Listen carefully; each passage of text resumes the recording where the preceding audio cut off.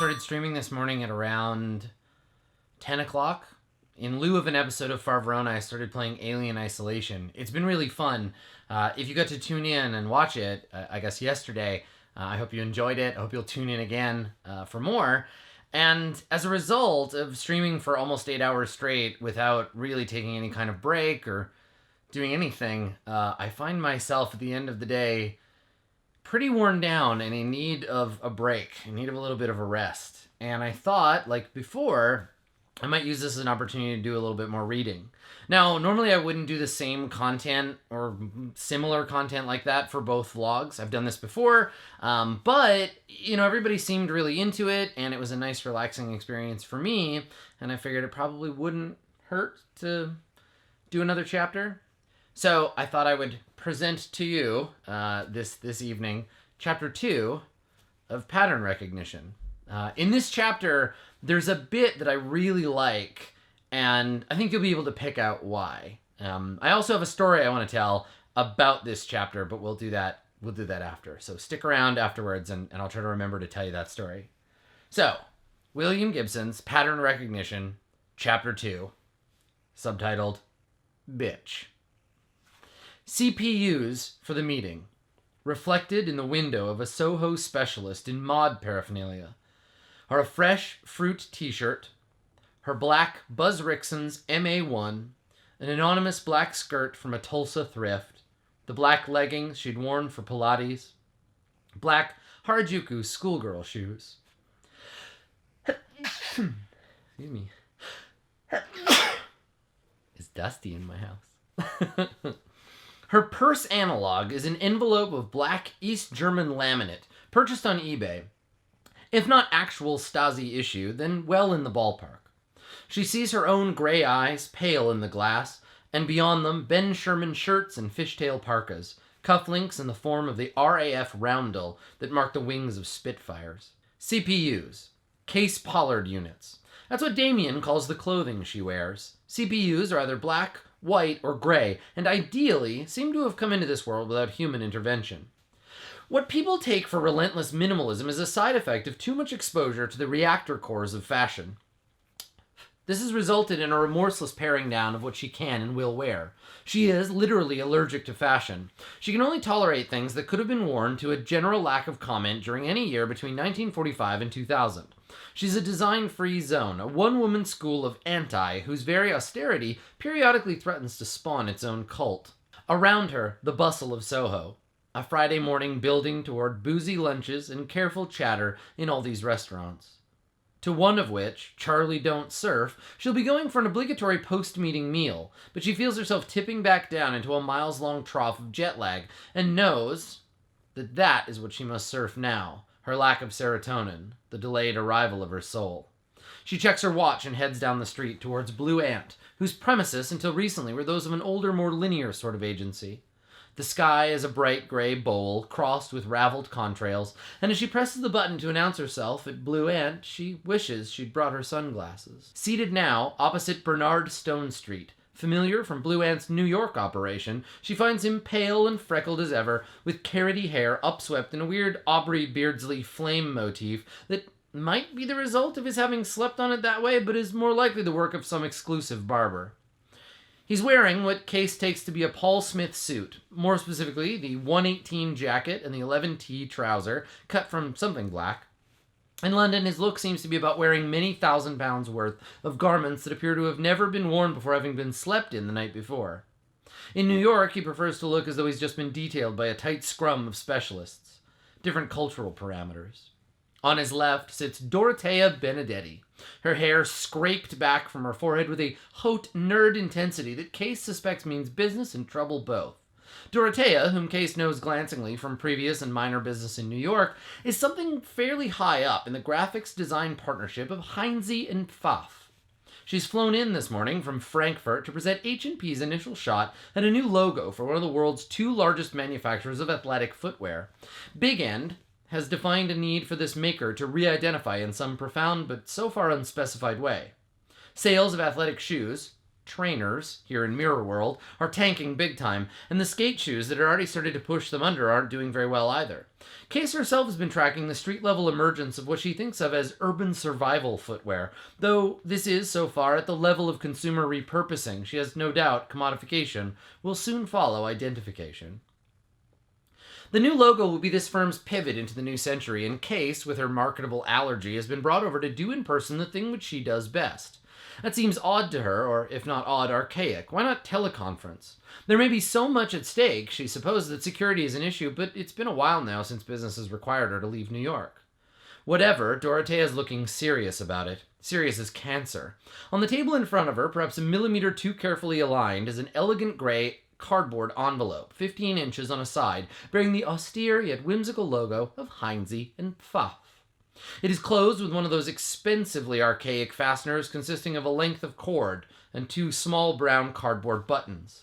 Case looks away from Dorothea and the envelope, noting that a great many 90s pounds had once been lavished on this third-floor meeting room, with its convexly curving walls of wood, suggesting the first-class lounge of a transatlantic Zeppelin. She notices threaded anchors exposed in the pale veneer of the convex wall, where once had been exposed the logo of whichever agency previously occupied the place, and early warning signs of Blue Ant renovation are visible as well. Scaffolding erected in a hallway where someone has been examining ductwork, and rolls of new carpeting stacked like plastic-wrapped logs in a polyester forest. Dorothea may have attempted to out-minimalize her this morning, Case decides. If so, it hasn't worked. Dorothea's black dress, for all of its apparent simplicity, is trying to say several things at once, probably in 3 languages. Case has hung her Buzz Rixons over the back of the chair and now catches Dorothea looking at it.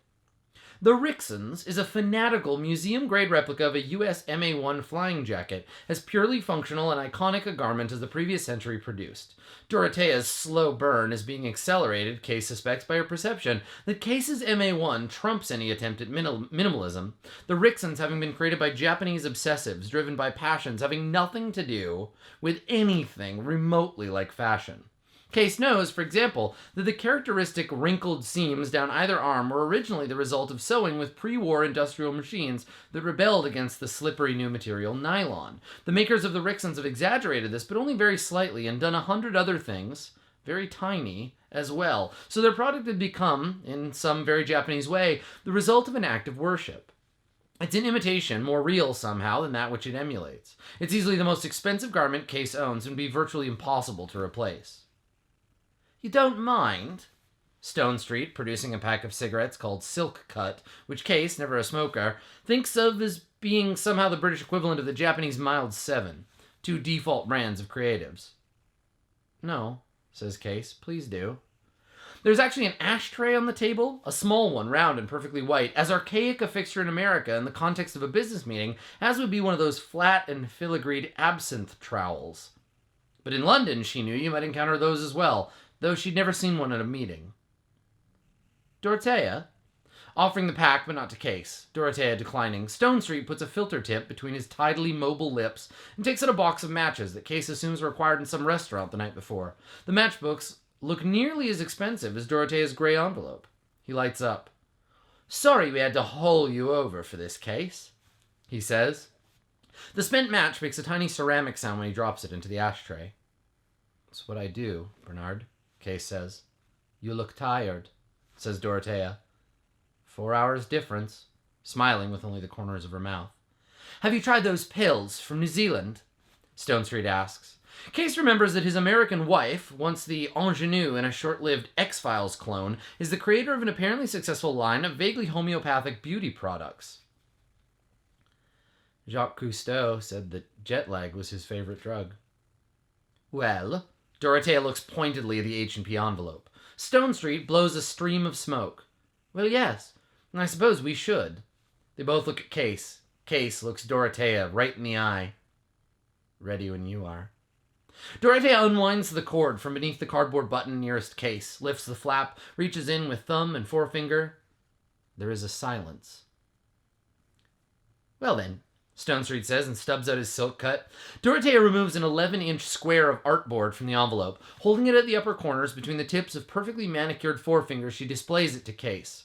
There's a drawing there, a sort of scribble in a thick black Japanese brush, a medium she knows to be the in-house hallmark of Herr Heinze himself. To Case, it most resembles a syncopated sperm, as rendered by the American underground cartoonist Rick Griffin, circa 1967. She knows immediately that it does not, by the opaque standards of her inner radar, work. She has no way of knowing how she knows. Briefly, though, she imagines the countless Asian workers who might, should she say yes, spend years of their lives applying versions of this symbol to an endless and unyielding flood of footwear. What would it mean to them, this bouncing sperm? Would it work its way into their dreams eventually? Would their children chalk it in doorways before they knew its meaning as a trademark?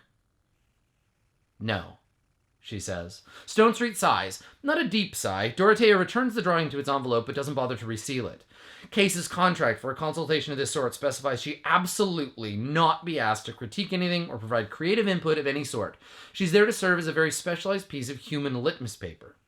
Dorothea takes one of Stone Street's cigarettes and lights it, dropping the wooden match on the table beside the ashtray. How was winter then, in New York? Cold, Case says. And sad? Is it still sad? Case says nothing. You are available to stay here? Dorothea asks. While we go back to the drawing board? Case wonders if Dorothea knows the cliché. I'm here for 2 weeks, she says, flat-sitting for a friend. A vacation, then. Not if I'm working on this. Dorothea says nothing. It must be difficult, Stone Street says, between steepled, freckled fingers, his red thatch rising above them like flames from a burning cathedral. When you don't like something, emotionally, I mean. Case watches Dorothea rise and, carrying her silk cut, cross to a sideboard where she pours Perrier into a tumbler. It isn't about liking anything, Bernard, Case says, turning back to Stone Street.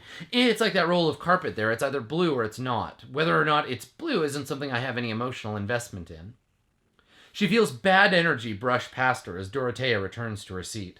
Dorothea puts her water down beside the H&P envelope and does a rather inexpert job of stubbing out her cigarette. I will speak with Heinze this afternoon. I would call him now, but I know he's in Stockholm, meeting with Volvo. The air seems very thick with smoke now, and Case feels like coughing. There's no rush, Dorothea, Stone Street says. There's no rush, Dorothea, Stone Street says, and Case hopes this means that there really is. Charlie Don't Surf is full. The food, California-inflected Vietnamese fusion with more than the usual leavenings of colonial Frenchness. The white walls are decorated with enormous prints of close-up black and white photographs of Nam-era Zippo lighters, engraved with crudely drawn American military symbols, still cruder sexual motifs, and stenciled slogans. These remind Case of photographs of tombstones and Confederate graveyards, except the graphic content and the nature of the slogans and the Nam theme suggest to her the place has been here for a while. If I had a farm in hell and a house in Vietnam, I'd sell 'em both. The lighters in the photograph are so worn, dented, and sweat-corroded, Case may well be the first diner to ever decipher these actual texts. Bury me face down so the world can kiss my ass. His surname actually is Heinze, you know, Stone Street is saying, pouring a second glass of the Californian Cabernet that Case, though she knows better, is drinking. It only sounds like a nickname. Any given names, though, have long since gone south. Ibiza, Case suggests. Sorry, Bernard, I'm tired. Those pills from New Zealand. There is no gravity. The world sucks. I'll be fine. A sip of wine. She's a piece of work, isn't she? Dorothea? Stone Street rolls his eyes with her peculiar brown, inflected as if with mercurochrome, something iridescent, greenly copper-tinged. 173 Airborne. She asks after the American wife. Stone Street dutifully recounts the launch of a cucumber-based mask, the thin end of a fresh wedge of product, touching on the politics involved in retail placement. Lunch arrives. Case concentrates on tiny fried spring rolls, sending herself for auto nod and periodically but sympathetically raised eyebrows, grateful he's carrying the conversational ball. She's way down deep in that trough now, with a half glass of Cabernet starting to exert its own lateral influence. She knows her best course now is to make nice, get food in her stomach, and be gone. But the Zippo tombstones, with their existential elegies, tug at her. Foucault. Restaurant art that diners actually notice is a dubious idea, particularly to one of Case's peculiar, visceral, but still somewhat undefined sensitivities. So when it looked as though Harvey Nickers wasn't going to come aboard, nod, raise eyebrows, chew spring roll. This is working. She covers her glass when he starts to pour more wine. And so she makes it easily enough through lunch with Bernard Stone Street, blipped occasionally by these emblematic place names from the Zippo graveyard. Cucci, Keenan, lining the walls, and at last he's paid and they're setting up to leave. Reaching for her Rixon's, where she'd hung it on the back of her chair, she sees a round, freshly made hole, left shoulder, rear, the size of the lit tip of a cigarette. Its edges are minutely beaded, brown with melted nylon. Through this is visible a gray interlining, no doubt some particular Cold War mil-spec poured over by the jacket's otaku makers. Something wrong? No, Case says. Nothing. Putting on her ruined Rixon's. Near the door, on their way out, she numbly registers a shallow lucite cabinet displaying an array of those actual Vietnam Zippos, maybe a dozen of them, and automatically leans closer. Shit on my dick or blood on my blade, which is very much her attitude towards Dorothea right now, though she doubts she'll be able to do anything about it, and will only turn the anger against herself. So the interesting story about that chapter, above and beyond all the cool stuff about CPUs and the fashion allergy and everything, is that when William Gibson made this book, Buzz Rixon's is a real company, and they do exactly what he described, but they don't make a black MA1.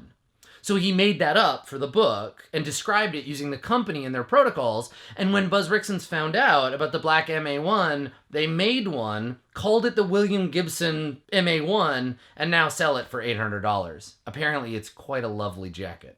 I've always wanted one. I haven't been able to justify the expense.